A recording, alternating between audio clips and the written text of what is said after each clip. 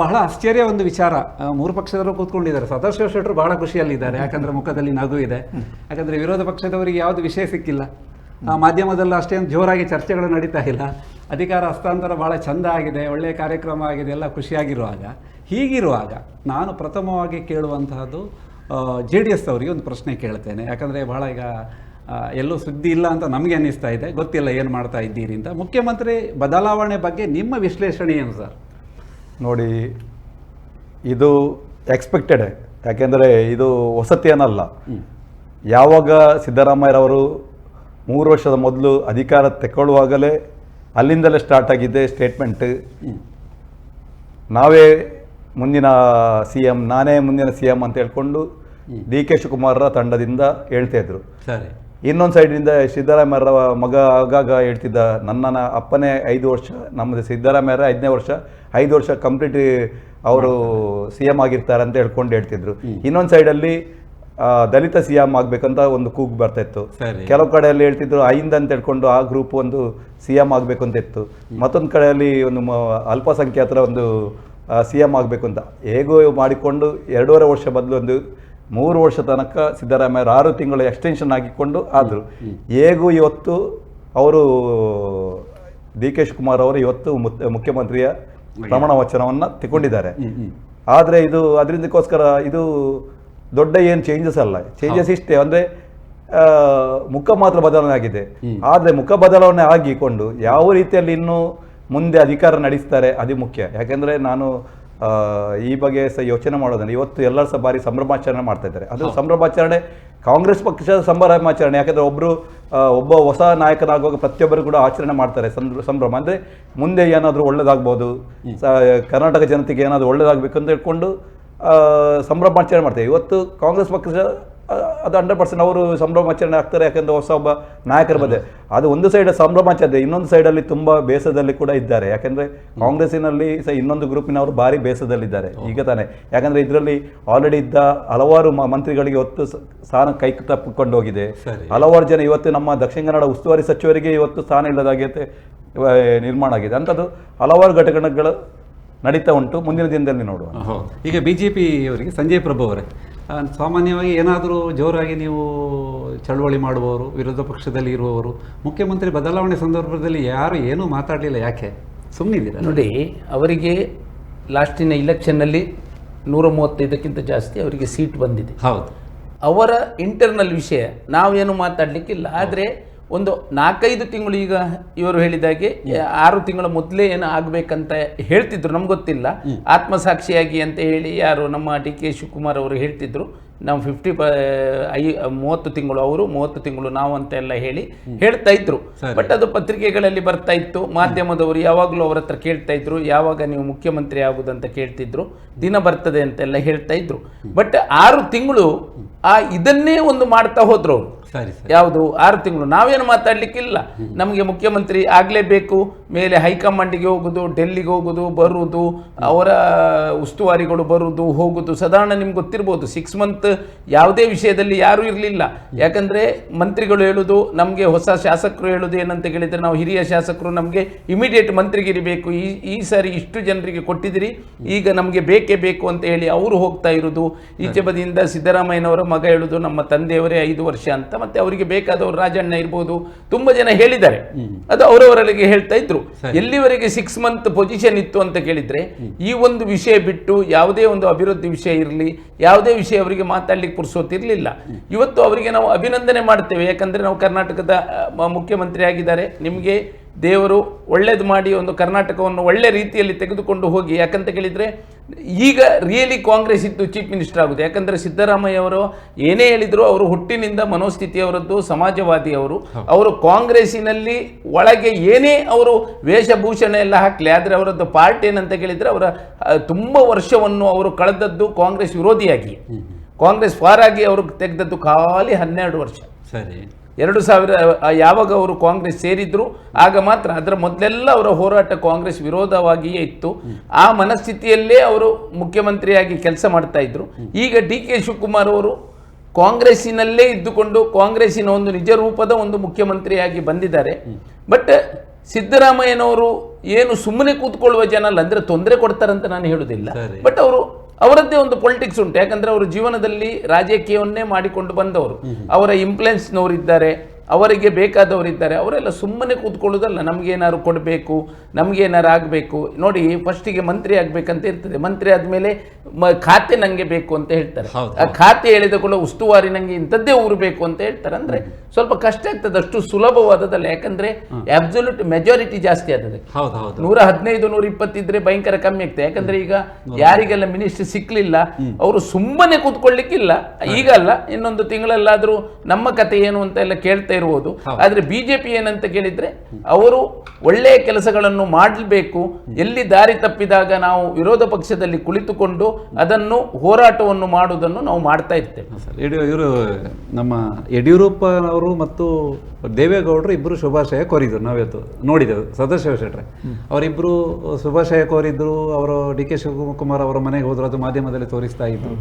ಈಗ ಸಂಜಯ್ ಪ್ರಭು ಅವರು ಹೇಳಿದ ಹಾಗೆ, ಈಗ ಸಿದ್ದರಾಮಯ್ಯ ಅವರು ಸಮಾಜವಾದಿ ಚಿಂತನೆಯಿಂದ ಬಂದವರು, ಅದರಲ್ಲಿ ಎರಡು ಮಾತಿಲ್ಲ. ಮತ್ತು ಬಹುತೇಕವಾಗಿ ವಿರೋಧ ಪಕ್ಷದಲ್ಲಿದ್ದವರು ಆಮೇಲೆ 12 ವರ್ಷದ ಈಚೆಯಿಂದ ಕಾಂಗ್ರೆಸ್ನಲ್ಲಿ ಇದ್ದಾರೆ. ಈಗ ಇನ್ನು ಸಿದ್ದರಾಮಯ್ಯ ಅವರ ಒಂದು ಬಣ ಬೇರೆ ಆಗ್ಬೋದು, ಅಥವಾ ಡಿ ಕೆ ಶಿ ಅವರ ಬಣ ಬೇರೆ ಆಗ್ಬೋದು. ಯಾವ ರೀತಿ ವಿಶ್ಲೇಷಣೆ ಮಾಡ್ತೀರಿ? ಎರಡು ತಂಡ ಆಗುವ ಸಾಧ್ಯತೆಗಳಿದೆಯಾ?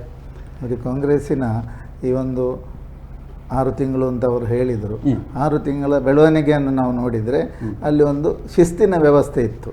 ಪ್ರತಿಯೊಬ್ಬರೂ ಹೇಳಿದ್ದು ನಮ್ಮ ಹೈಕಮಾಂಡ್ ಇದೆ, ಹೈಕಮಾಂಡಿನ ಶಿಸ್ತಿನ ಸಿಪಾಯಿಗಳಾಗಿ ನಾವು ಅಲ್ಲಿಂದ ಏನು ನಮಗೆ ಮಾರ್ಗದರ್ಶನ ಬರ್ತದೆ ಆ ರೀತಿ ನಡೆಯುತ್ತೇವೆ ಅಂತ ಹೇಳಿದ್ದಾರೆ. ಇವತ್ತಿನ ಬೆಳವಣಿಗೆ ನಾವು ನೋಡಿದರೂ ಕೂಡ ಸ್ವತಃ ಸಿದ್ದರಾಮಯ್ಯನವರೇ ಯಾವಾಗ ಅವರ ಅಧಿಕಾರ ತಗೊಳ್ಳುವಾಗ ನಾವು ಜೋಡೆತ್ತುಗಳಾಗಿ ಕೆಲಸ ಮಾಡ್ತಾ ಇದ್ದೇವೆ ಅಂತ ಹೇಳಿದರು.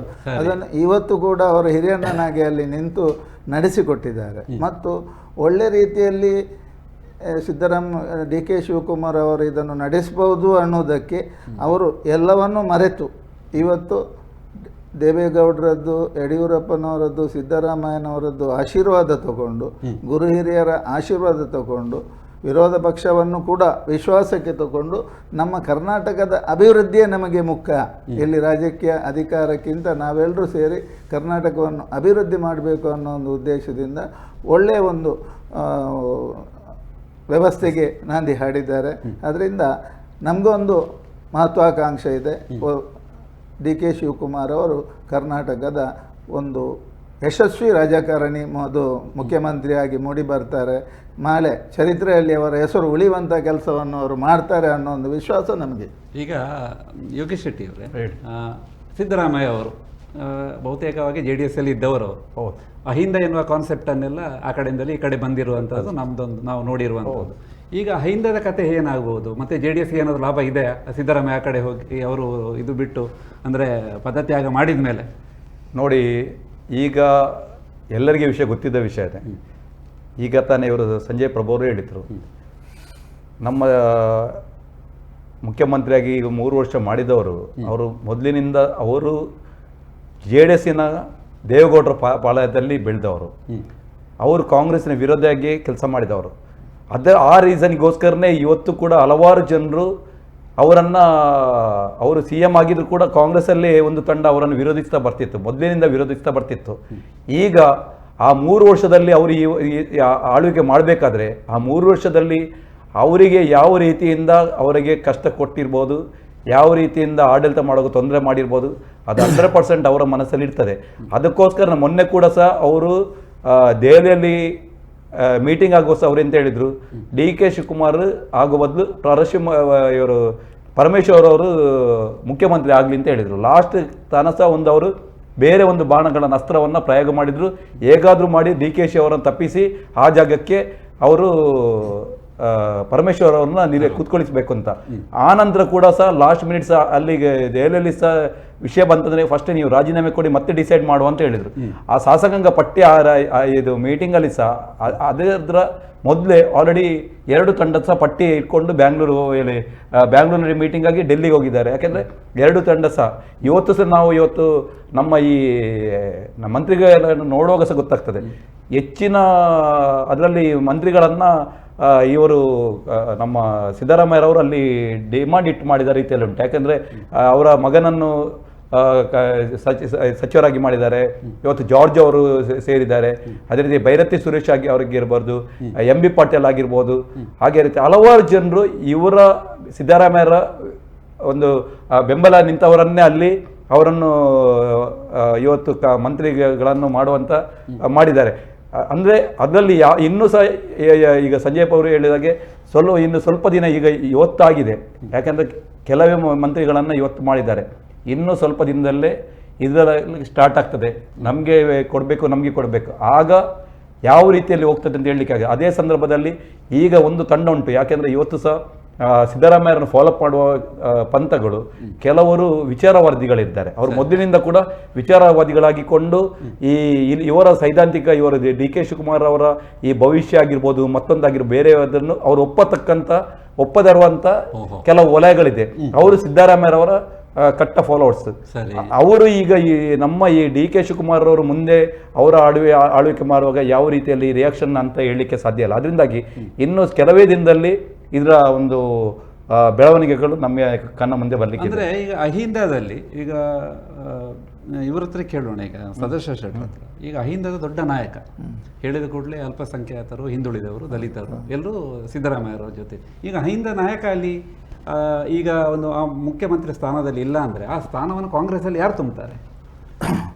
ಈಗ ತಾವು 13 ಜನ ಇವತ್ತು ಸಂಪುಟಕ್ಕೆ ಸೇರಿಸಿದವರನ್ನು ತಾವು ನೋಡ್ತೀವಿ. ಕಾಂಗ್ರೆಸ್ ಕರ್ನಾಟಕ ರಾಜ್ಯದ ಪ್ರತಿಯೊಂದು ವಿಭಾಗಕ್ಕೂ ಗೌರವ ಕೊಟ್ಟು ಅವರನ್ನು ಪ್ರತಿನಿಧಿಸುವಂಥ ಮಂತ್ರಿಗಳನ್ನು ಕೊಟ್ಟಿದೆ.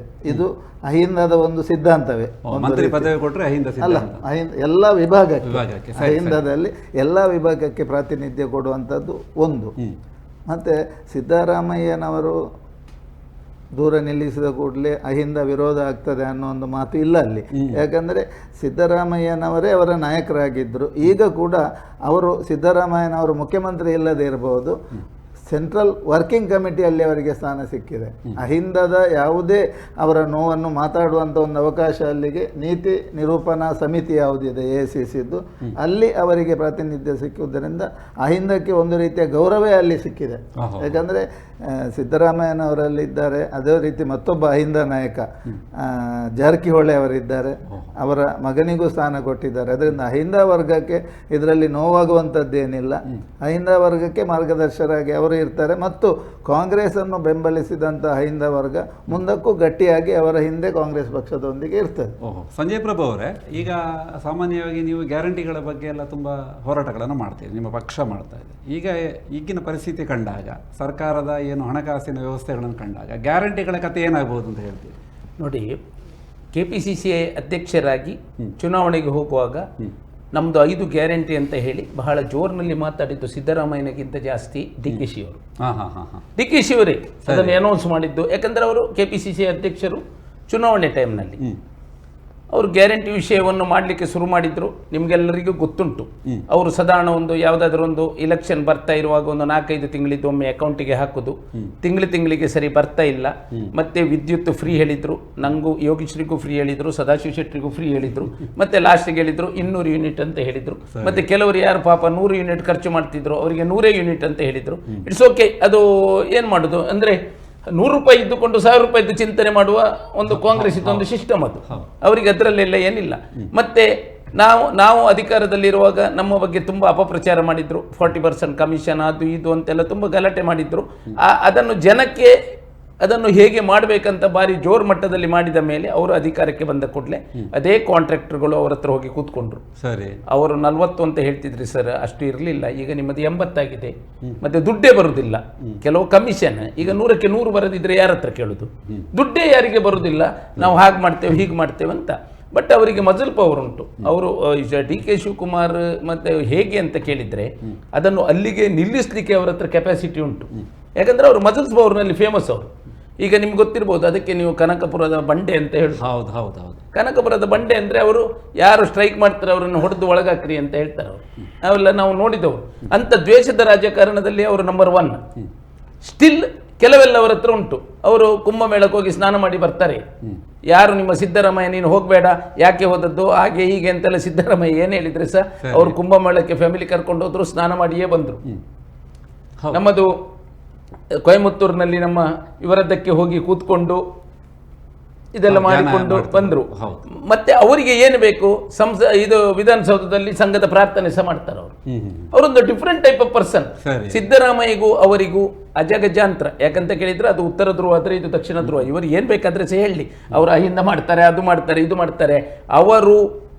ಅವರಿಗೆ ತೊಂದರೆ ಆದರೆ, ಯಾಕಂದ್ರೆ ಇವತ್ತು 135ಕ್ಕಿಂತ ಮೇಲೆ ಇರುವ ಕಾಂಗ್ರೆಸ್ಸಿನಲ್ಲಿ 75% MLAಗಳು ಏನು ಮಾತಾಡಿದ್ರು ಸಿದ್ದರಾಮಯ್ಯರದ್ದೇ ಸರಿ ಅಂತ ಹೇಳುವರು. ಈಗ ಅಧಿಕಾರ ಹಂಚಿಕೆ ಬಾರಿ ಒಳ್ಳೆ ರೀತಿಯಲ್ಲ ಆಯ್ತು, ಇದೆಲ್ಲ ಆಯ್ತು, ಅದು ಇವತ್ತಿದ್ದು ಶೋ, ಒಂದು ನಾಟಕ ಕಂಪನಿ.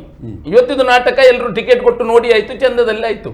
ಮುಂದೆಗೆ ಅದು ಅಷ್ಟು ಸುಲಭದಲ್ಲಿ ಇರುವುದಿಲ್ಲ. ಯಾಕಂದ್ರೆ ಈಗ ನಮ್ಮ ಯೋಗೀಶಣ್ಣ ಹೇಳಿದಾಗೆ ಕೆಲವರಿಗೆ ಮಂತ್ರಿ ಸಿಗ್ಲಿಲ್ಲ, ಇದು ಸಿಗ್ಲಿಲ್ಲ, ಅವರು ಸಿದ್ದರಾಮಯ್ಯರ ಹತ್ರ ಹೋಗ್ತಾರೆ, ಸುಮ್ಮನೆ ಕೂತ್ಕೊಳ್ಳೋದಿಲ್ಲ. ನಮ್ಮ ಕತೆ ಏನು ಅಂತ ಕೇಳ್ತಾರೆ, ನಮ್ದು ಏನಂತ ಹೇಳ್ತಾರೆ. ಅಷ್ಟು ಸುಲಭ ಇಲ್ಲ.